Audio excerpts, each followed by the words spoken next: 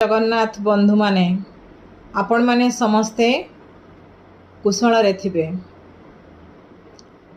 तो आज पुणी छोटिया कथाटीए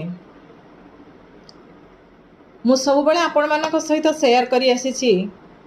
अध्ययन ठारू आउ किछि भल काम आम जीवन रे न थाए, तेणु आपण माने निश्चित भाव रे मध्य पढ़िबा जारी रखुथिबे। छोटिया कथाटे अछि हिंदू व्यू ऑफ लाइफ।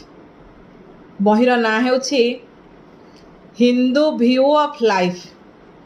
से बहिर लेखक किए खूब जनाशुना परिचित ना आपण मानकर।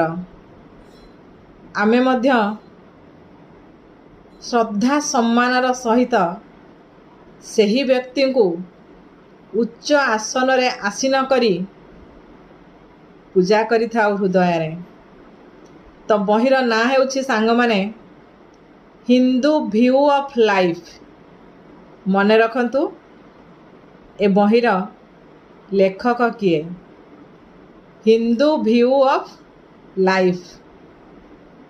बारंबार मु प्रश्नटी दोहराई सारी।